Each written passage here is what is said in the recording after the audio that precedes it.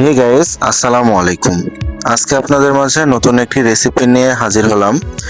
আমি আলু ভেঙে মাছ দিয়ে ঝোল এই রান্নাটি কিভাবে সম্পন্ন করি এটাই আপনাদের মাঝে দেখাবো আজকে। তাহলে আমার রান্নাটি শুরু করছি। প্রথমে আমি কড়াইতে আলুগুলোকে পানি দিয়ে ভালো করে সেদ্ধ করে নেব। সেদ্ধ করা হয়ে গেলে আলুগুলোকে একটি ছাঁকনার ভিতরে ঢেলে এটাকে কিছুক্ষণের জন্য ঠান্ডা করতে দেব, যেন এটাকে ভালো করে চটকে নিতে পারি।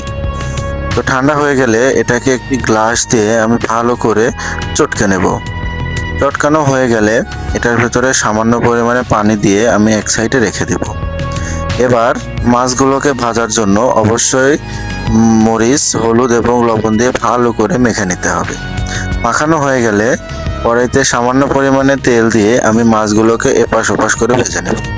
ভাজা হয়ে গেলে কড়াইতে দিয়ে দেব মরিচ কুচি এবং পেঁয়াজ কুচি এবং সামান্য পরিমাণে পানি, যেন এটার ভিতরে মশলাগুলো দিয়ে ভালো করে কষাতে পারি। তো এই পর্যায়ে এর মধ্যে দিয়ে দেব মরিচ গুঁড়ো, হলুদ গুঁড়ো, ধনে গুঁড়ো এবং সামান্য পরিমাণে লবণ। এগুলো সবগুলো একসাথে খুব ভালো করে মিশিয়ে নিয়ে কষিয়ে নেব।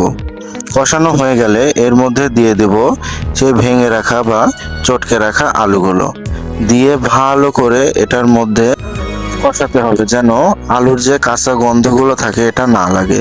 কষানো হয়ে গেলে এটা আমি 5 মিনিটের জন্য রান্না করতে দেব। রান্না হয়ে গেলে এটা যখন পানি শুকিয়ে আসবে তখন এটার ভিতরে সামান্য পরিমাণে পানি দিয়ে আবার এটাকে 5 মিনিটের জন্য কষাতে হবে। কষানো হয়ে গেলে এটার মধ্যে আমি দিয়ে দেব মাছগুলো দেওয়ার পরে আবার ভালো করে নেড়ে চেড়ে মাছগুলোকে মেশাতে হবে।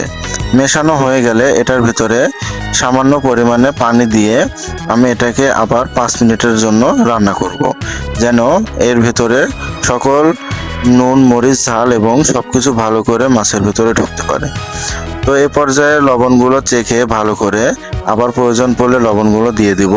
আমার রান্না প্রায় শেষের দিকে। এবার এটা একটি গামলার মধ্যে ঢেলে পরিবেশন করব। তো আমি এভাবেই মাছগুলো রান্না করি আলু ভেঙে দিয়ে। তো আপনারা চাইলে রান্না করতে পারেন। তো আমার ভিডিওটি এ পর্যন্তই। আল্লাহ হাফেজ।